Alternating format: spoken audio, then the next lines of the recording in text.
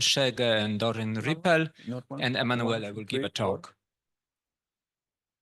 Okay, thank you for the introduction. I'm Emanuele Giandomenico. This is a, thank you. A joint work with Dorian Rippel and Sven Schege, and I'm presenting tightly secure group key exchange with perfect forward secrecy.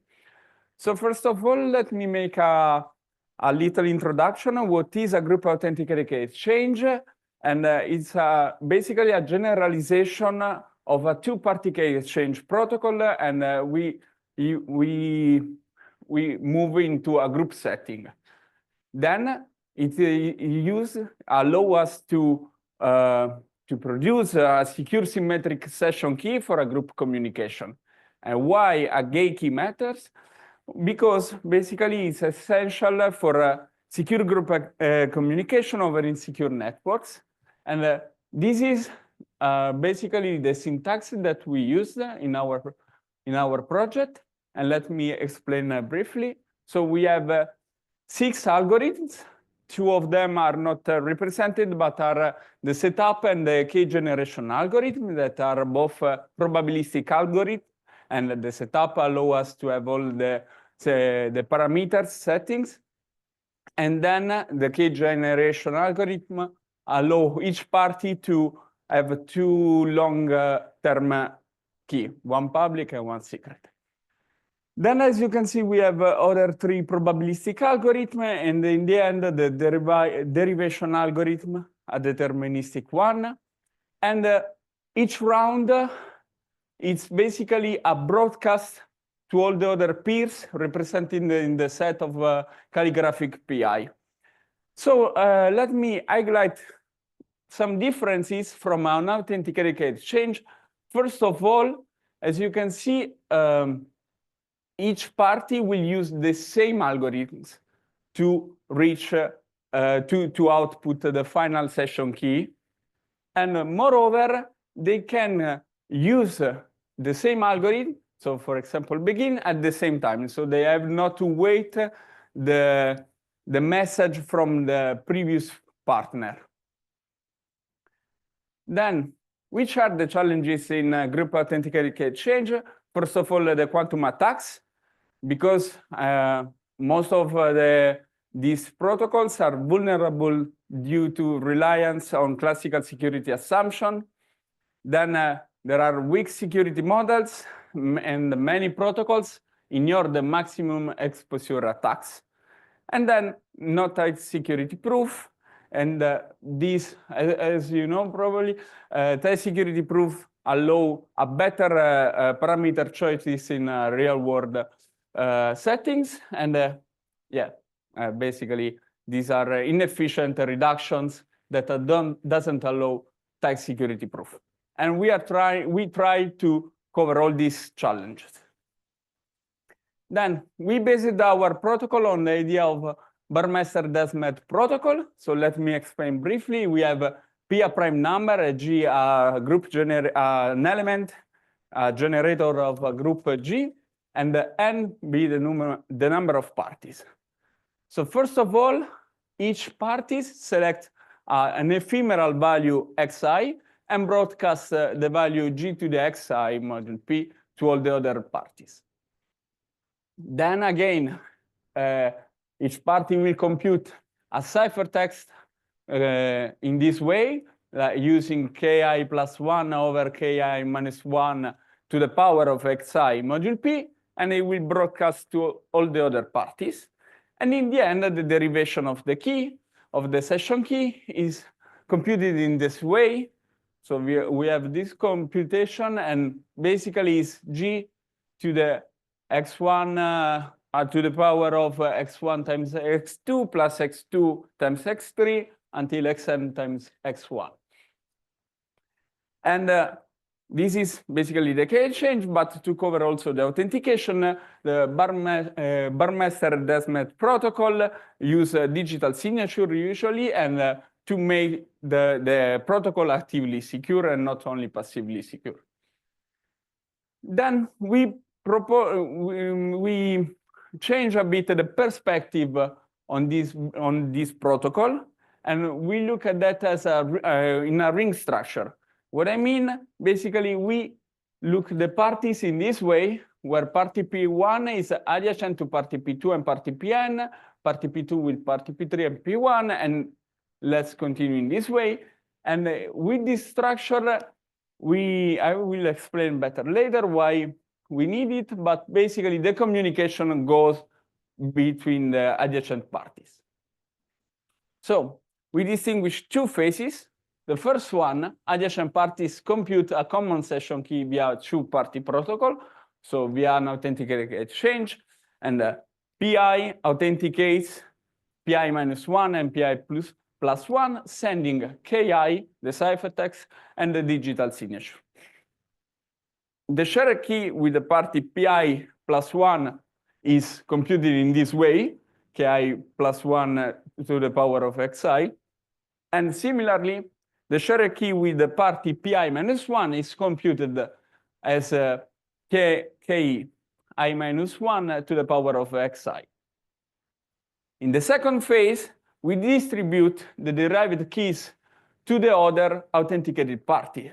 So party PI will share the key derived with the party PI +1 with the party PI -1. Via, in this way, as shown before with the ciphertext CI. And this is basically, and in the end, of course, each party can compute the session key in the same way, just slightly modifying the computation. So using each uppercase K, 1, 2, K2, 3, until Kn1. So how a party PI can compute this? Basically, since he computed KI, KI +1, and KI -1, KI, it can stepwise compute all the other values without directly shares with the other party in this way. Well, this is so the idea of what's going on. Party PI will have an authenticated exchange with party P2 and party Pn to authenticate the two parties and share the key. And this ciphertext is put in the middle because are broadcasted to all the parties and are basically a one-time symmetric encryption, one time using the KI +1 as a key and KI -1I as a message, and vice versa.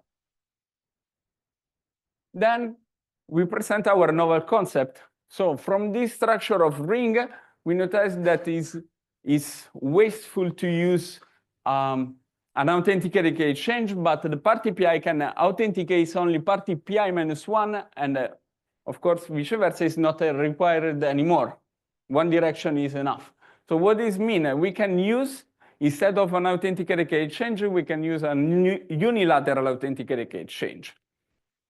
Then, in the second phase, PI distributes the symmetric key shared with party PI +1, so shared with not the authenticated party, to the authenticated one, so to PI -1.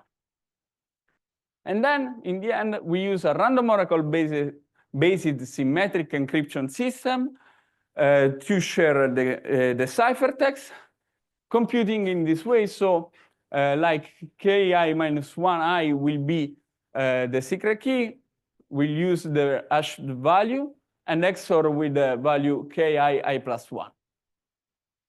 And this will be the idea of this ring structure of the parties. So PI authenticates Pn and via an unilateral authenticated exchange, and all the ciphertexts are computed in this way, where are again a one-time symmetric encryption using KI +1 as a key and KI -1I as a message.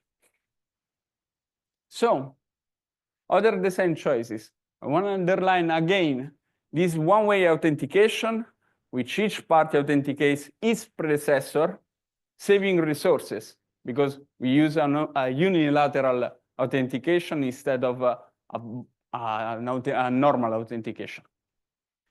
Then we prefer to use also a CAM-based authentication in our protocol, replacing the traditional signature with because of efficiency, basically. And then we use the random oracle model to provide data security reduction. So, which are the transformations that bring us from a CAM, a key encapsulation mechanism, to a group unilateral group authenticated key exchange? We first transform a CAM to a NUWAKE with weak forward secrecy, utilizing an ephemeral public key and a key encapsulation to derive a fresh key, ensuring authenticated encryption tied to the long-term key. Then we passed from a weak to a perfect forward secrecy unilateral authenticated key exchange, introducing key confirmation. That doesn't increase the number of moves. In the end, the final transformation extending the bilateral protocol to the group setting. And this is the image that show all this transformation, which each arrow represents a type of reduction. And of course, in the end, we need the assumption, and a CAM can rely to the decisional Diffie-Hellman assumption, or thanks to the work of Pan, Wagner, and Zheng from 2023, can rely on the learning with error assumption that we know is a lattice-based assumption. And in this way, we provide also a post-quantum type of reduction. Then, which are the security features? We use the work of Jarecki, Rippel, and Shege from 2021 as a starting point for the security definition. So in their work, they used attack table to cover the trivial attacks to the scheme. And we take this table, we adapt for our group setting, but basically we didn't exceed in some sense. We provide an attack table that is run with each party, with each peer of a single party. Then maximum exposure attack resistance. So it's secure even if a reveal state queries is made or a long-term keys is compromised. A tight security proof that is independent from the group size, the sessions, or the adversary's queries. And in the end, the perfect forward secrecy is guaranteed. So long-term key, a group session key still secure, even if a long-term key is later compromised. In the end, as specified before, thanks to the work of Pan, Wagner, and Zheng, we have a post-quantum readiness, lattice-based construction secure against quantum adversaries. So the conclusion basically are that we present a novel concept to approach and to build a group authenticated key exchange, then a group authenticated key exchange that is based on CAMs, both for key exchange and authentication, a post-quantum tight security proof in a security model where reveal queries, state reveal queries, and long-term corruption queries are allowed. And then the perfect forward secrecy is guaranteed. And thanks for your attention.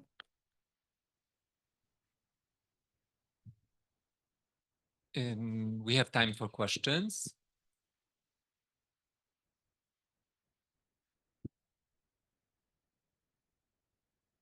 So in the meantime, maybe I can ask, so is it still a 2-round, just like Burmester Desmet? So No, as here, as shown in the first slide, we have 3 rounds, basically, if I can go back. But it's constant round. In our protocol, yes. Yeah. But, In but the no, graph. Sorry? so maybe the slide with the scheme is Yeah. most useful. So you have 3 rounds now. Yeah, it's before. So let me bit low. No. Yeah, here. Yeah. But okay. This. Yeah, So we have sure. fitted three rounds. Yes. So how come you got, in Burmester Desmet, people sign and everybody can verify, and somehow here you have only pairwise implicit authentication, right? Yeah. But like, how can it work? Like, if I'm verifying my body here, how come you trust me to perform this verification? Yeah. So basically, since we have this perspective of the ring structure, we don't need the both authentication. The both sides are authenticated. But since everyone is at least once authenticated, we saw that is enough. Well, so like somehow intuitively it doesn't seem so easy to conclude. I'm in the middle of the chain. Yeah. And I'm lying that the people that I authenticated people to the left of me. Yeah.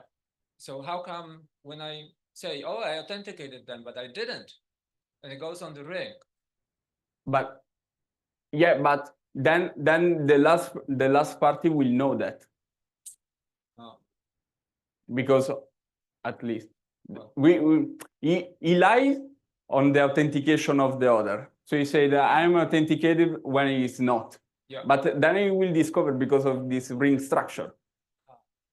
Because sooner or later, each one should be authenticated to someone. And doesn't sense, yeah, that's it. Basically. You still have the same communication complexity. So there is a broadcast, yeah. Right?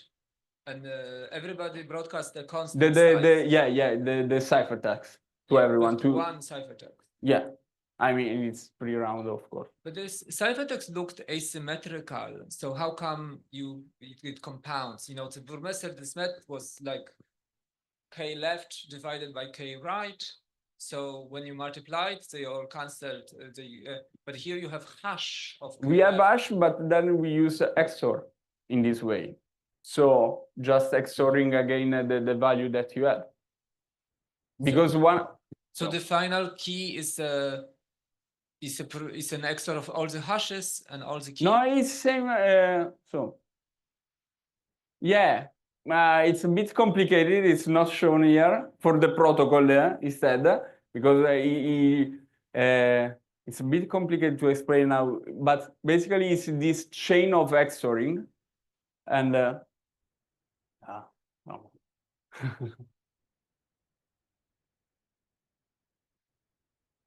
Yeah, basically here. Yes. No, we have this chain of XORing that allow each party to compute the same session key in the end. And the session key is an XOR of all the hashes and all the keys? No. Not in this way. It's a bit different. Okay. Does anyone else have questions?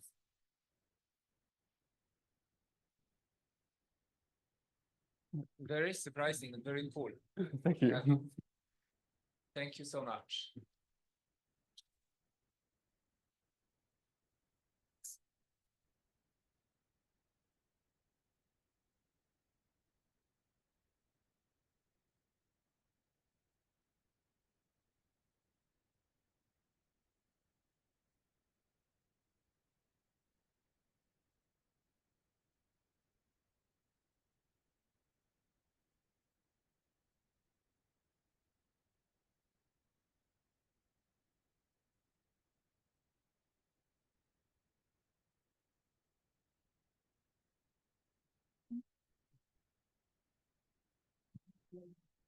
We are slightly ahead of schedule, but maybe it's okay. That will start.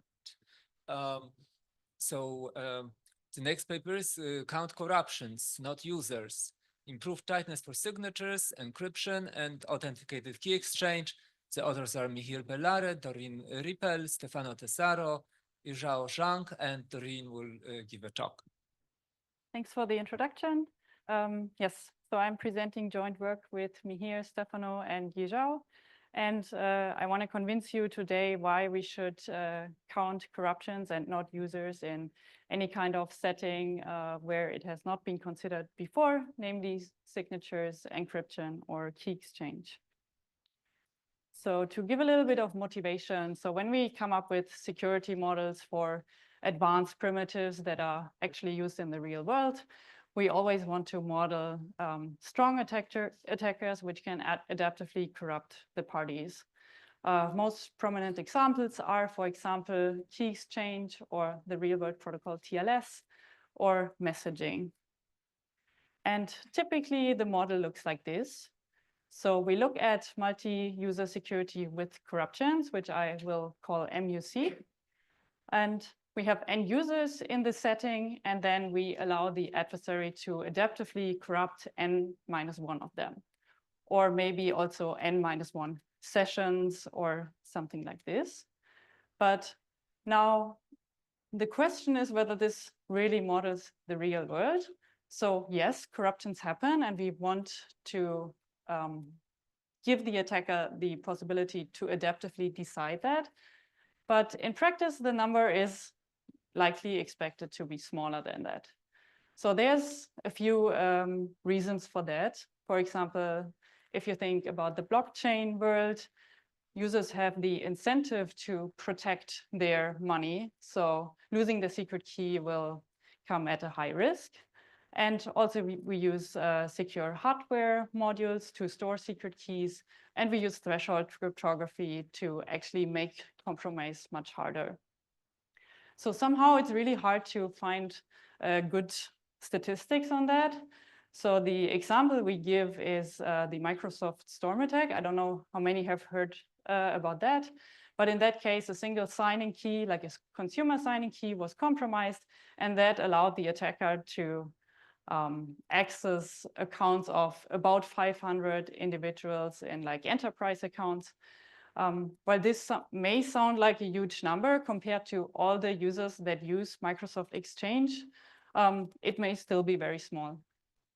And it also somehow justifies that adaptive corruptions, like the adaptive attacker would maybe target persons of like high interest. So in this case, it was targeted against government officials, but maybe not to the broad masses. So to accommodate this in our models, we propose a corruption parameterized model. So we still have end users, but now we put a threshold on the number of corruptions. So we simply allow C corruptions where C can be much smaller than the number of users. And we want to apply this to any setting where, well, we have not seen this before. For example, signing, public key, also secret key encryption, key exchange. And you can think of this as an analog to a threshold in secret sharing or MPC. So historically, we already do like consider the number of corruptions to be smaller in some settings, but we want to bring a new perspective on that. And the goal of this is to give better concrete security protocol guarantees for protocols that are deployed in practice, or also maybe to give recommendations how we want to design new protocols where maybe we don't know how to give good bounds in the security proof. To put that a little bit next to each other, so we have the MUC setting where usually the proofs work via a standard hybrid argument. So in the proof, we don't consider all the end users, but we would just guess one of the users, which we know will not be corrupted. And then we can reduce to single user security. And this comes with the effect that we will have a security loss linear in the number of users. Whereas now our hope is that since we're in this parameterized model, can we get a security loss that is linear in the number of corruptions, which is kind of also what intuitively should happen, because we really only expect a security loss for users that are corrupted. So our main question is, can we give a general theorem for that so that we can apply it to like various cryptographic primitives? Or maybe we need to put some conditions on that. This brings me to an overview of our results. So it's a little bit abstract, but to capture these various primitives, we define or we introduce a new syntax that lets you easily translate an like formal specification into a single user, multi-user, and an MUC game. And then we also introduce a technical tool that we will use in our proof, which we call Hamming determined samplers. You can think of this as picking the subset of users that we need for the proof, since we just cannot do this standard hybrid anymore. So to replace the standard hybrid argument, we introduce this sampler. And then we give a general theorem, and we identify the property that we need to make it work out. And we call this that it applies to local games. I won't go too much into detail what exactly I mean with that, but it basically captures all one-way games or key indistinguishability games with independent challenge bits. Since this might not be all the games we want, and we have more advanced games in use, we show via like indirect application. So if we build a bigger protocol from like smaller building blocks, then we can apply our theorem to the smaller building blocks. And this way we are able to arrive for results for the standard IND-CCA security via FO, or for specific constructions, for example, El-Gamal. And we apply it to key exchange protocols, and maybe somewhat unrelated, or you wouldn't think of corruptions in this context, but we can also apply it to selective opening security. And then since this is about tightness, we then also show that in this model with the parameterized definition, you actually cannot be better than this security loss that we give for a large class of games. Okay, for the rest of the talk, since this is all very abstract, I want to just focus on how we arrive at our main theorem at the example of signatures. So, and you can think of signatures as a one-way game, essentially, since the forgery is can be seen as like solving a one-way game. So, to remind everyone how we define signatures. So it's defined by 3 algorithms. The user runs the key generation algorithm to produce a verification key and a signing key. It publishes the verification key. And then the party can use the signing key to sign arbitrary messages. And the receiver can decide whether the signature is valid or not. The way we usually define security for that is you have CMA, or I just call it unforgeability here. And I'll start with the single user setting. This is what we would expect. So the challenger generates the key pair. It gives the adversary the verification key. Then we give the adversary access to a signing oracle where it can query arbitrary messages, and the challenger will just record them. And then at the end of the game, the adversary has to come up with a new message and a signature that is valid and has not been queried to the signing oracle. And we define the advantage in the usual way. So now we can extend this game to the multi-user setting. So now the challenger generates n public keys, sends them over, and now the signing queries and also the final forgery will have to indicate an index for which user this solution is. And now we can even strengthen the definition with corruptions. So now the adversary also gets a corruption oracle where it specifies an index, and it will get the secret signing key. And of course, now for the forgery, we need to exclude that the adversary corrupted that user. This is also the definition that is typically used in, or was used in tight proofs for the TLS protocol. So since in that case, we allow the adversary to corrupt all but one party, we need such a strong definition where also in this signature experiment, the adversary can corrupt all but one party.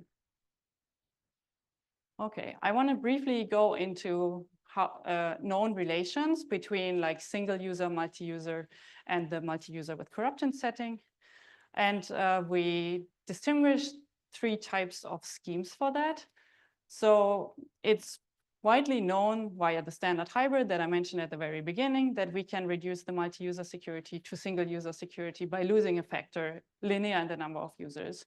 And that holds for both cases, with corruptions or without corruptions. And now schemes that cannot do better than this like loss in the number of users, we call them type 1 schemes, and a prominent example for that is RSA. Now there are stronger or more powerful schemes which have multi-user tight security, for example, Schnorr. So in that case, multi-user security is somewhat equivalent to single-user security, but as soon as we add corruptions, we will still end up with the security loss of n. And then people have been constructing schemes that are also tied in the multi-user setting with corruptions. I call them special constructions. So you need to work a little bit harder, do some tricks to make that actually work. And the PKC paper that's cited here is, to the best of my knowledge, the most efficient signature scheme in the discrete log setting. So there you have that multi-user security is equivalent to, or the advantages in all these 3 settings are about the same. But these schemes are usually very contrived, and I would assume we would never, like people don't care enough about tightness that they would implement these schemes, though the goal is really, can we give better guarantees for schemes that we care about, for example, Schnorr. And from this picture, it looks like, okay, as soon as we move to the setting with corruptions, these presumably stronger schemes don't give us any advantage. So this is the gap we want to fill. Okay, so looking again at this picture, so this is the multi-user with corruptions game I just showed you 2 slides ago. So this bound or the security loss really comes from the fact that we allow the adversary n-1 corruptions. So what if we now parameterize these definitions? Yeah, that's to an upper bound or just a parameter c, where c can be much smaller than n. And this provides a more fine-grained view. So we can still recover like the original game by just setting c to n-1. But in the case where it is actually much smaller, we can get better guarantees. That's at least our hope. And we call this corruption parameterized MUC security. So I want to briefly state our main theorem based on this example of signatures. So for any adversary that is in this MUC game, we can construct first an adversary in the multi-user game with this bound. Before going into details what all these terms mean, I want to say that from this, we can directly go down to single user security, even for these types 2 schemes I showed before. So we get to the bound that we can bound the advantage in the MUC game by an adversary in the single user game. So this is where this benefit for type 2 schemes comes from. And I also want to briefly mention what the above bound means. One can view it as kind of a trade-off between single user security and the MUC setting. So we only need to assume multi-user security for a smaller number of users. So for example, if n is 100 million, maybe we allow 100,000 corruptions, then we can also assume multi-user security for a smaller number of users, which was not known to be true for or with the standard techniques. But as I said, so the main benefit is really this lower equation here. To prove this, we were inspired by the Coron trick. If you are familiar with the security proof for full domain hash signatures, Just a side note, so this had nothing to do with corruptions. This was to prove security in the single user setting, but the techniques we use are quite similar. And I want to go a little bit into detail how we refine and generalize this result by Cron. So we want to construct a reduction against multi-user security. So our reduction gets as input n verification keys, and it needs to output a forgery. And then it needs to simulate the MUC game for the adversary. So in this overview, I will ignore the signing queries because they are trivially to simulate. But the main challenge is to simulate the corruptions. So how do we construct the verification keys that we give the adversary? So for each user we pick a random bit with some fixed probability p. And then if this bit is 0, we will just choose a new key pair. And if it is 1, we will take the challenge public key that the reduction received. And observe that this reduction is successful if all the corrupt queries happen for users where we pick the key pair ourselves, so where the bit was 0. And if the final forgery output by the adversary is for a user where we embedded a challenge public key.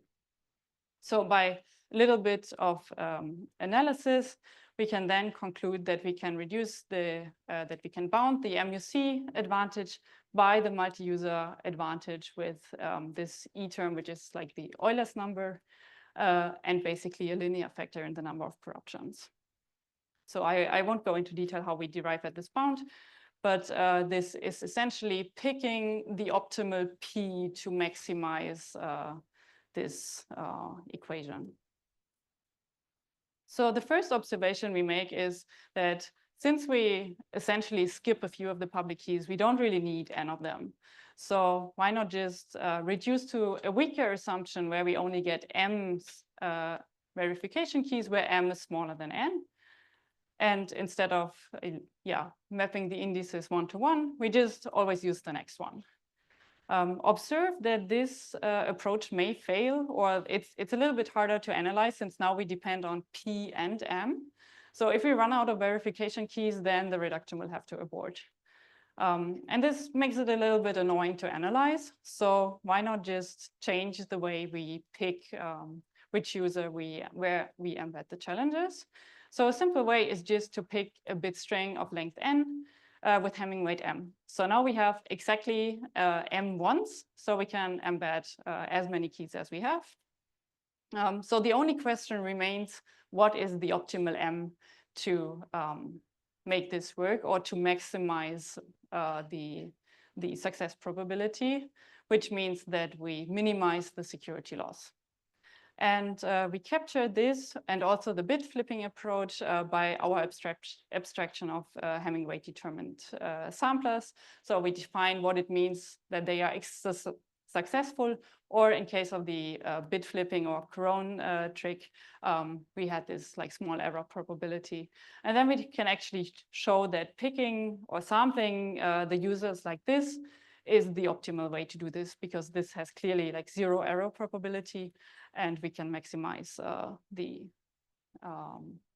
tightness. Okay, so this is how we arrive at this final theorem I showed you, like in the above equation from the other terms. So now we reduce MUC security to multi-user security for a smaller m. And it's trivially that it follows that for multi-user tight schemes, we can now go down to single user security. So coming back to the relations, so we add a third column to this. So now in the parameterized setting, we get these 3 bounds. So for type 3, of course, nothing changes. For type 1, we get this, well, trade-off that might be useful, or at least it was not possible before. But the main benefit is really like these type 2 schemes where there exist quite a few, not only Schnorr signatures, but we have seen recent analysis of Falcon in this multi-user setting. So this is really, this gives us improved tightness in these kind of settings. This is again the overview of the results. So we also apply it to key exchange protocols, which cannot naturally be captured by our specifications because it's just way too complex with like many oracles. But we also give applications in selective opening security, which is usually a simulation-based definition, where we then use the lower building blocks to apply our general theorem, and then this propagates up to like the more complicated primitive. To wrap up, so in our work, we promote to set a bound on the number of corruptions, which has not been done before for signatures, encryption, or key exchange. So this gives us this more fine-grained approach, and we can actually improve security guarantees for these type 2 schemes, where I said, yeah, this is, for example, Schnorr or El-Gamal. And another benefit of this is that we do not need to focus on these type 3 schemes, which are really like hard to construct and maybe a little contrived. And so I want to ask you all to just analyze multi-user security and then maybe see if our theorem applies to also add corruptions to this. Yeah, you can find our paper on ePrint, and thank you for your attention.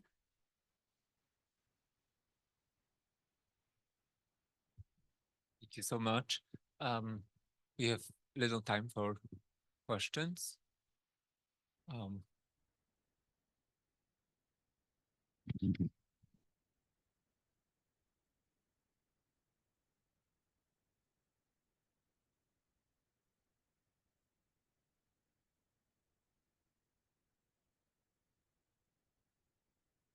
Thanks.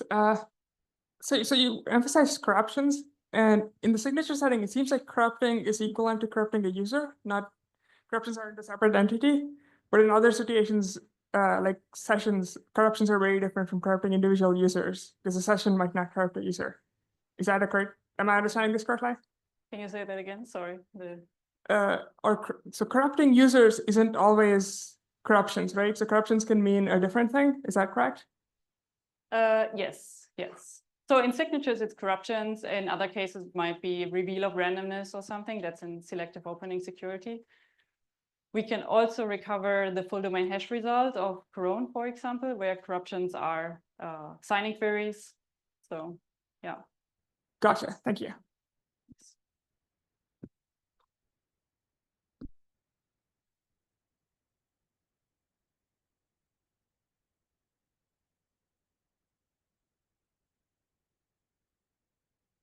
Can I ask you, so when you move to indistinguishability type of results, you said that there has to be like a common challenge bit?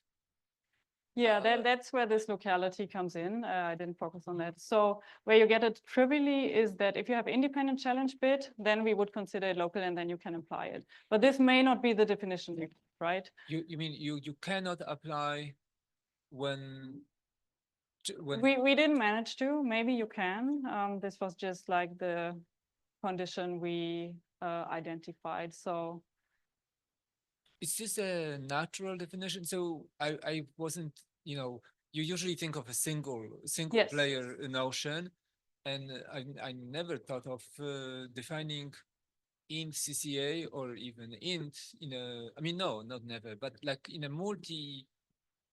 So what's the difference intuitively between, you know, the same challenge bit for everyone versus independent challenge bits? Like which do you think is the right notion?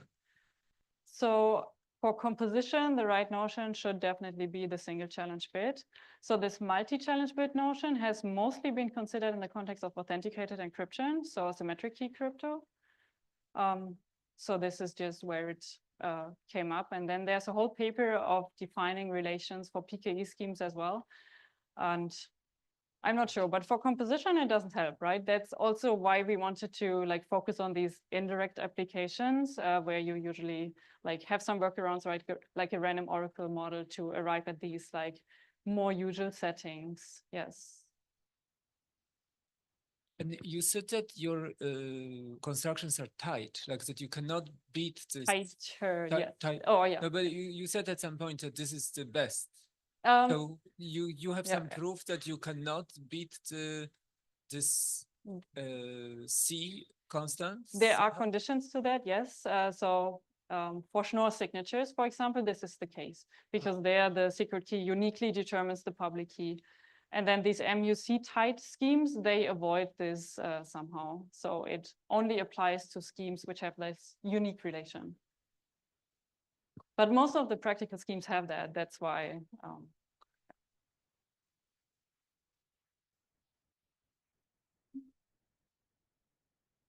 Okay, so let's thank the speaker again. Thank you so much.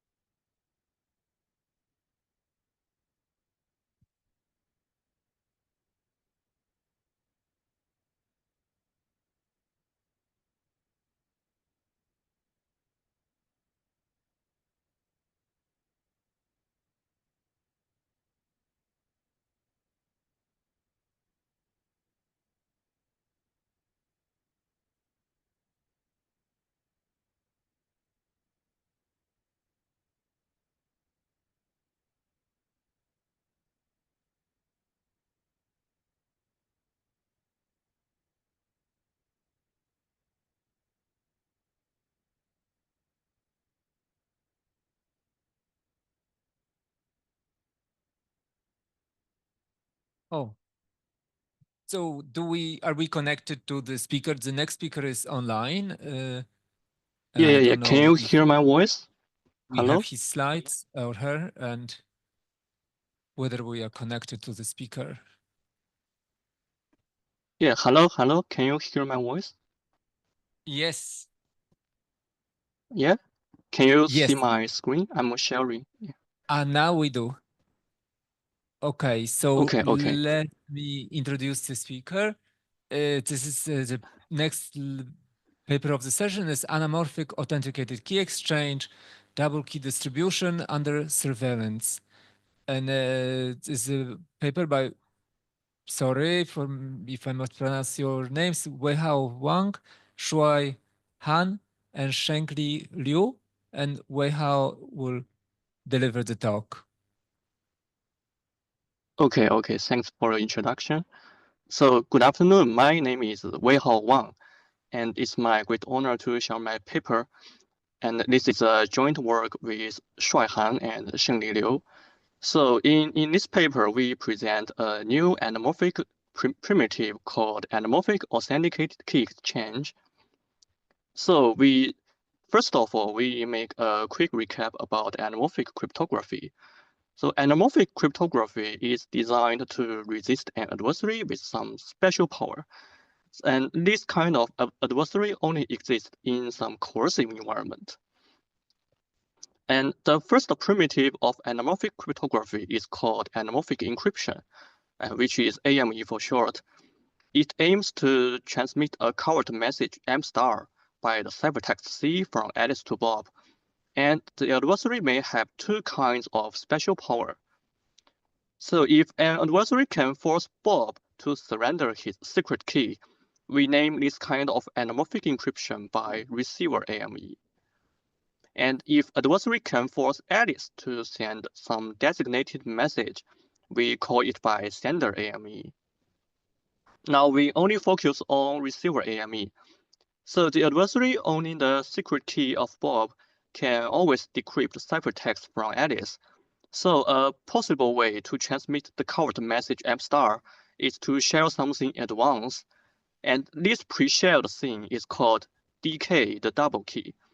Then Alice will use the double key DK to anamorphically encrypt M star and get anamorphic ciphertext C star. And Bob will also use the double key DK to recover M star from C star. And we state that the double key should be hidden from the adversary. So otherwise, the adversary can also get M star from C star. And another primitive of anamorphic cryptography is called anamorphic signature.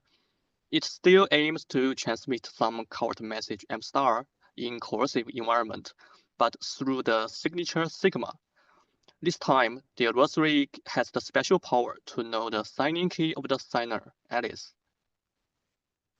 Now, similar to anamorphic encryption, in the setting of anamorphic signature, a double key DK is secretly pre-shared between Alice and Bob, and it is hidden from the adversary.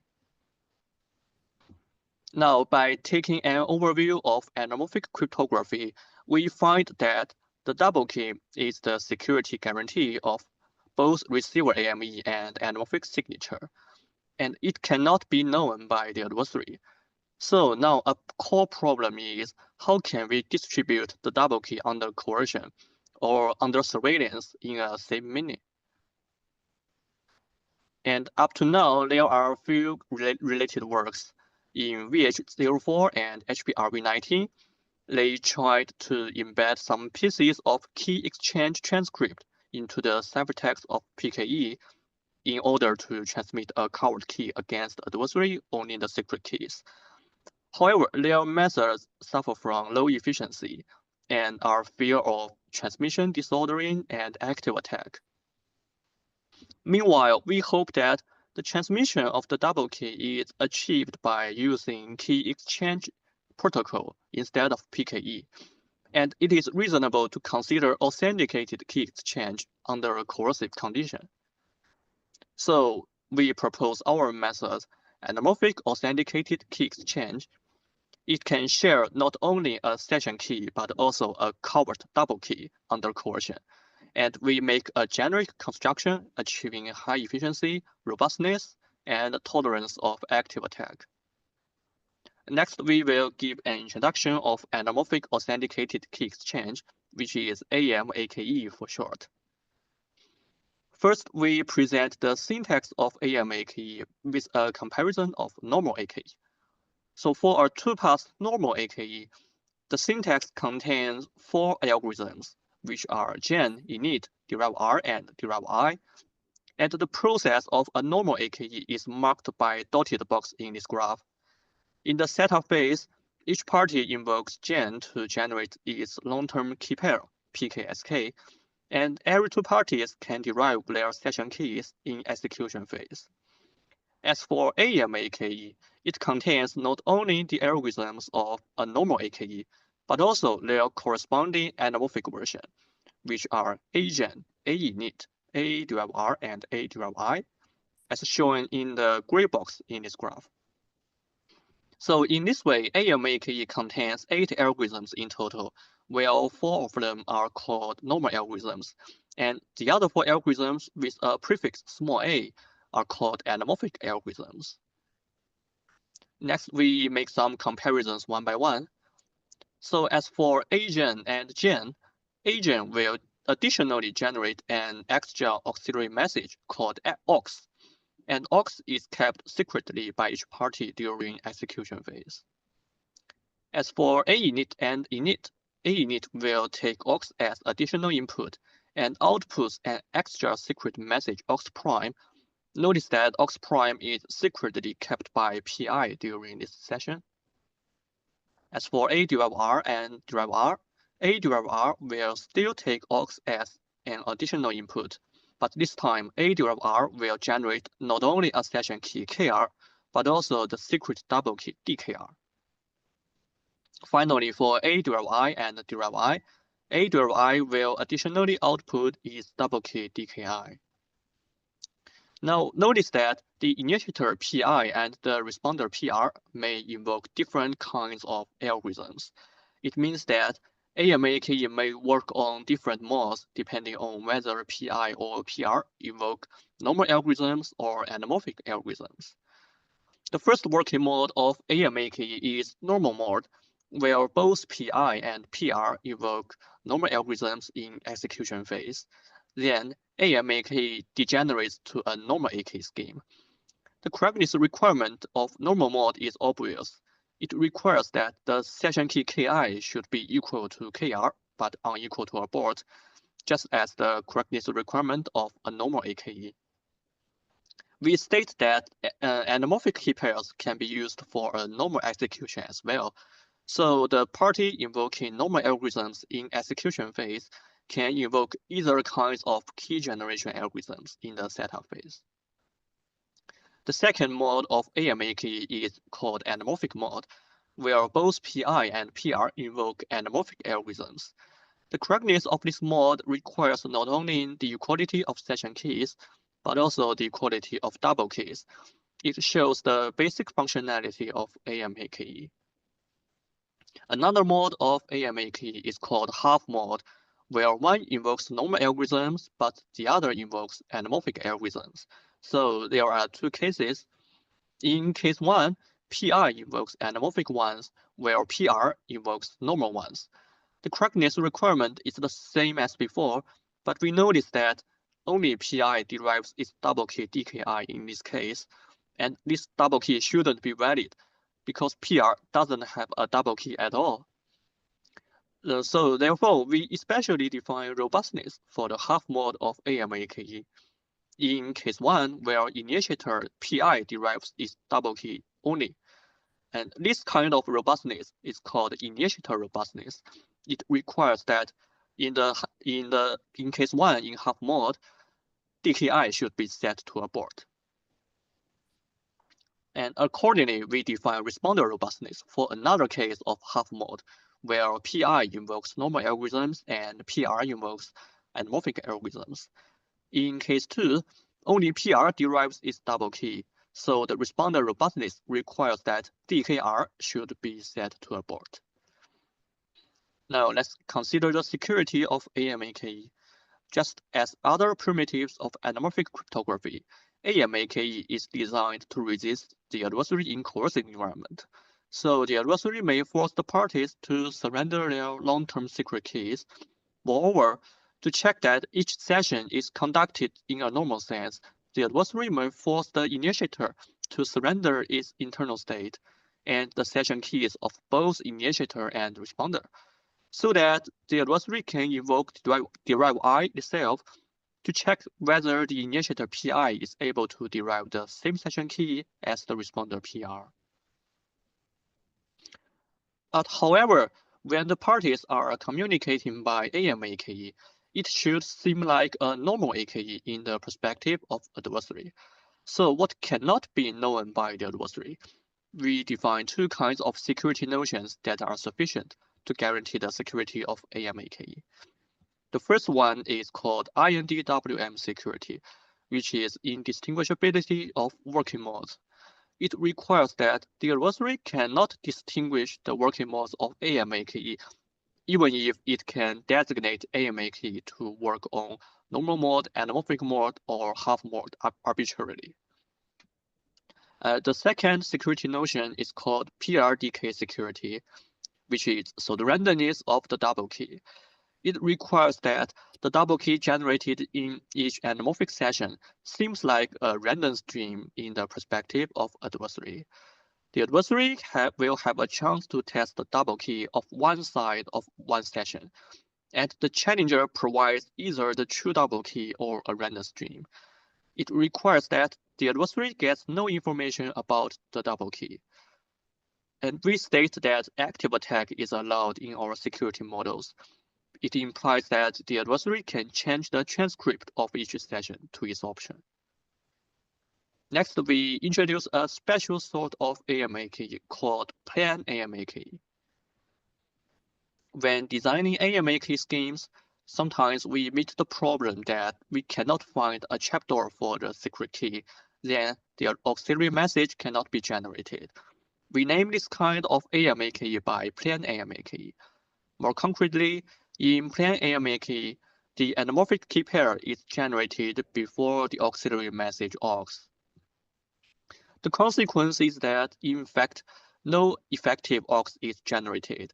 Then parties will have no advantage against the adversary because the adversary can generate aux itself and it can perfectly impersonate any party at its will. So there are some robustness and security that cannot be achieved by plain AMAKE. And they are shown in our impossibility results, but due to time limit, we will only show them directly on the screen, and their proofs can be seen in our paper. We get, in total, 3 impossibility results. We show that it's impossible for a plain AMAKE to achieve, number 1, responder robustness, number 2, both initiator robustness and INDWM security, Number 3, PRDK security. So to bypass these impossibility results, we have to lose the security models and define relaxed security for plain AMAKE. In relaxed model, active attack is disallowed, then the adversary cannot impersonate parties anymore. We briefly show how to construct a plain AMAKE scheme with relaxed security. Our core idea is to covertly embed a CAM into AKE, and the symmetric key derived from CAM is just the double key. Our method is to allocate the 3 algorithms of CAM to the initiator and the responder, and hide the algorithm's output into part of the randomness that used in AKE algorithms init and derive R.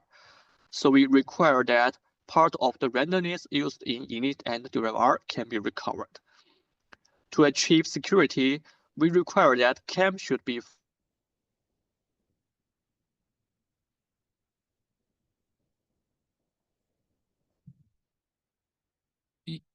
It seems we lost the speaker.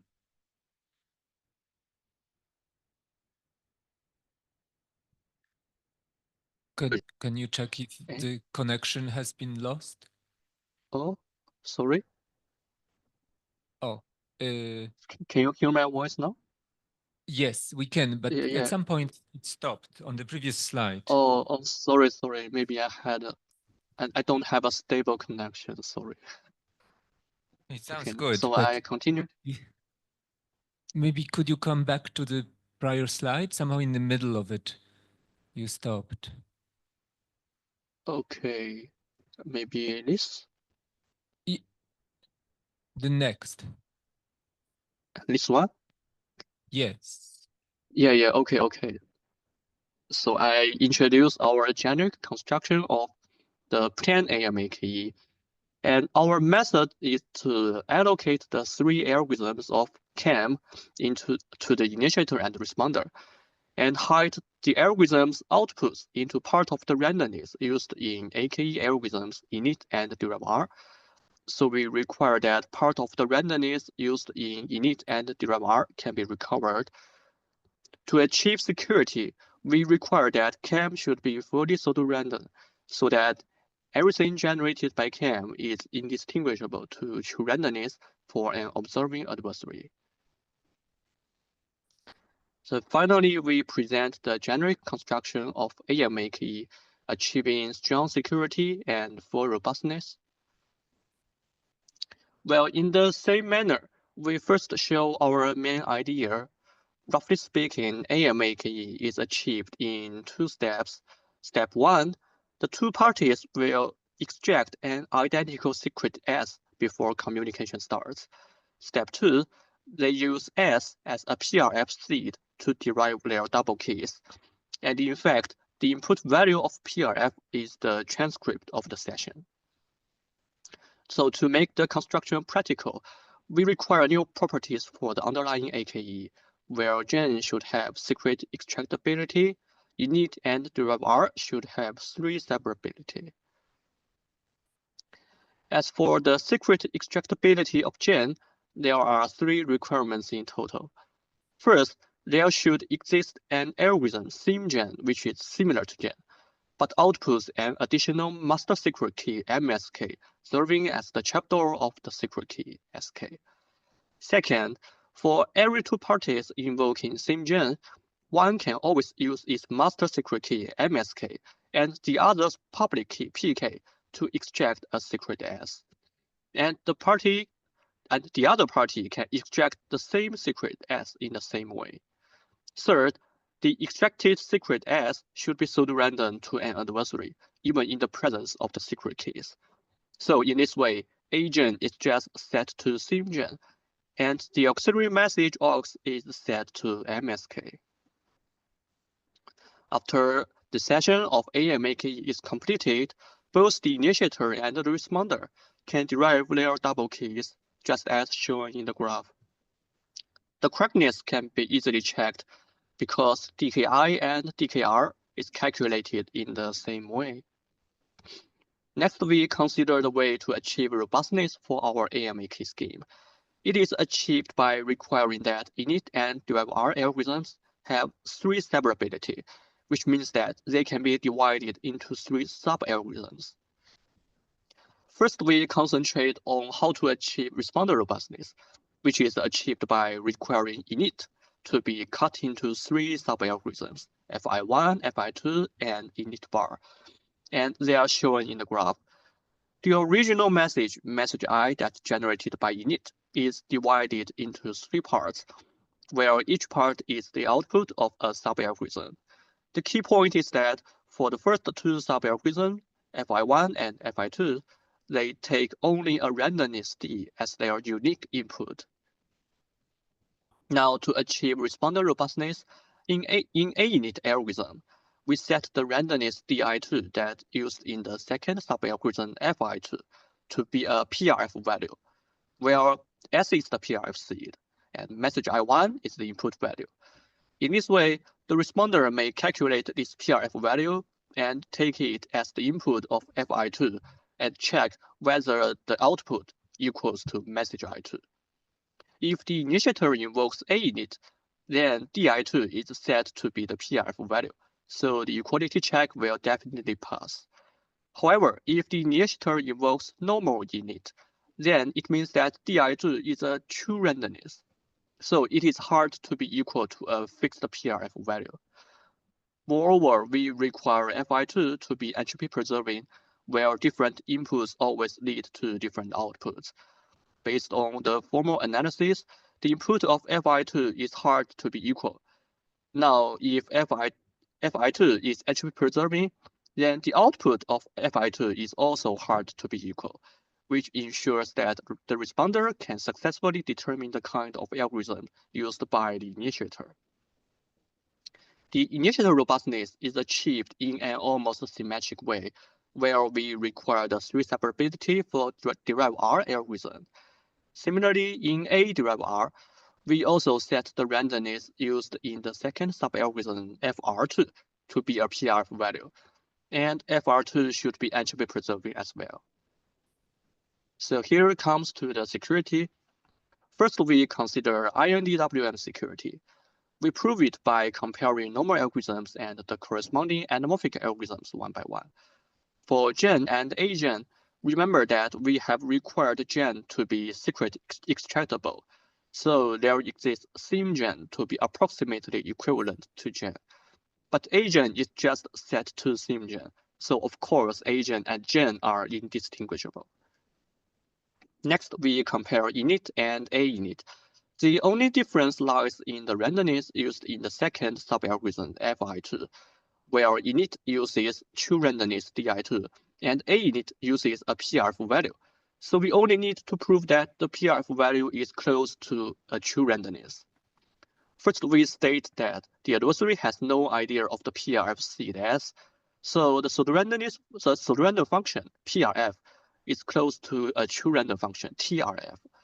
Now, if message I1 always change, then TRF message I1 will be close to true random.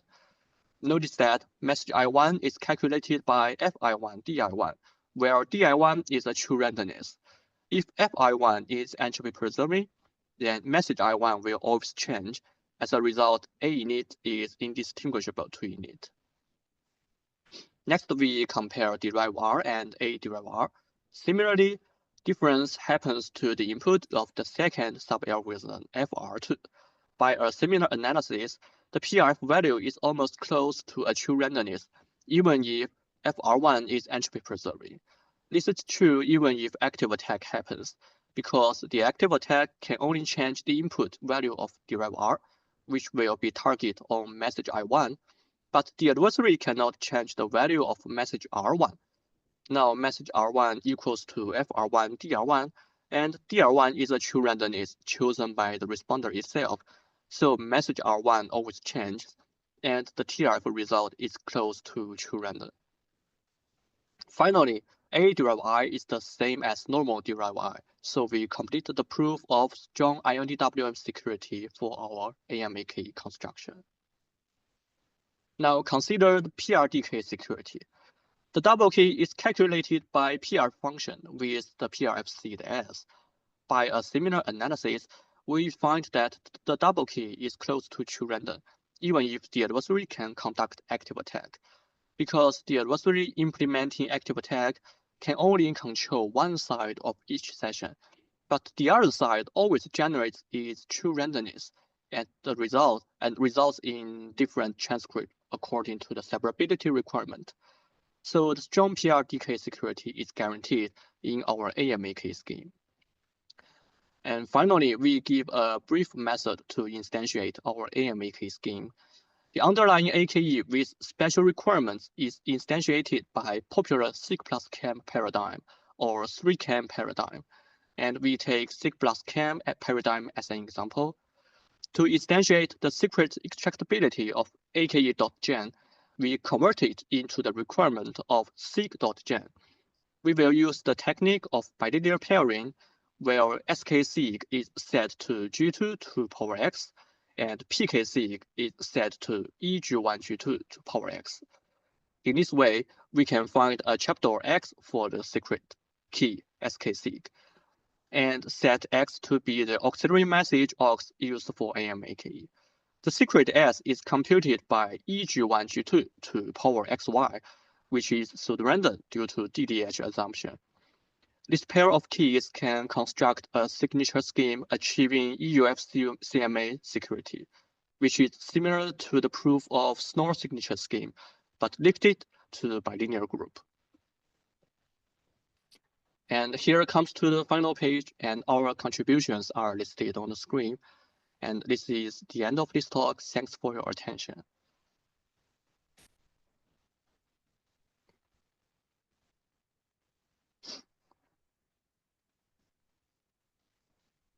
Thank you so much, Wei Hao. There are the questions. There is some, please. I don't know if we have a microphone. There is a question.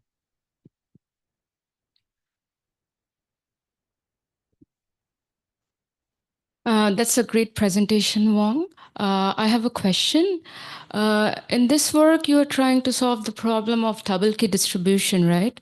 So what happens if there is a asymmetric anamorphic channel and not a symmetric anamorphic channel? In that case, how do you solve this problem? Yeah, you mean the symmetric anamorphic channel and non-symmetric anamorphic? I think this problem is trying to solve, here you're trying to solve the problem of double key distribution with respect to symmetric key channels, right? What happens if the channel is asymmetric anamorphic? Well, in the original setting of anamorphic encryption, they use the symmetric key as the covered double key. But for if you want to share some covered public key, then you can just public. You can just make it public, so you don't need to covertly share the public key like this way. Yeah, but for that perspective, like there are. Sorry, continue. But in fact, there exists some public anamorphic cryptography, which is proposed recently, and they don't need to share anything in advance. But you still need to know the encryption double key to encrypt, right? Whereas the adversary shouldn't know the very existence of that key. So there is still some problem there, right? Yeah.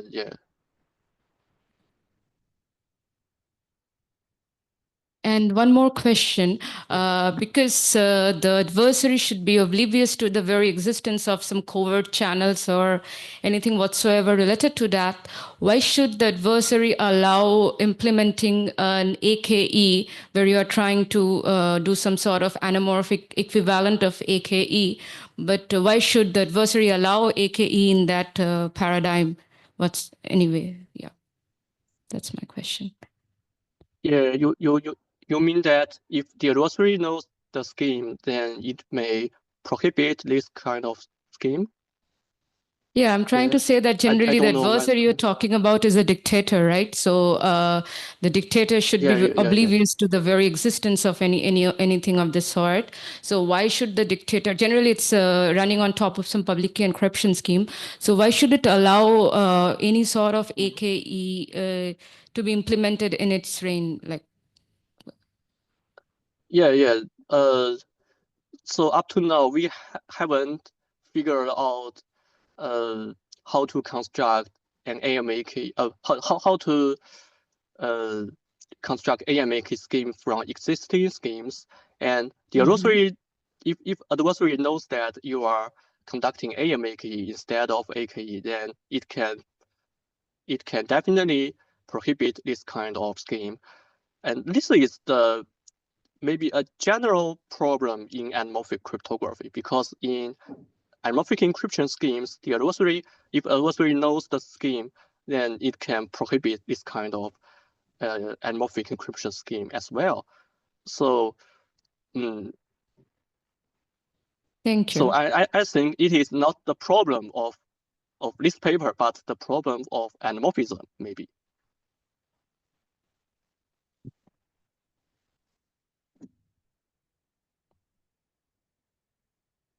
There's one more question in the first row.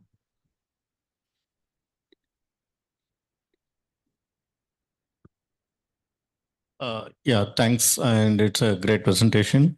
My question is about, you mentioned about PRF is equal to TRN, means pseudo random is equal to true random. So can you please explain about it, how it is actually you're achieving that? Oh, sorry, I seem I have the bad connection. I cannot hear your question. You mentioned about pseudo random is equal to true random in the functions, right? So can you explain how are you equating that? It just means that he runs a PRF at some point, and that PRF by its definition. Yeah, that's random. what he's mentioning about. He's equating that because of that function he was talking about. So I want to know, right, how he is actually mentioning, means these two are equal in that case, in his generation, and how he used it in that case.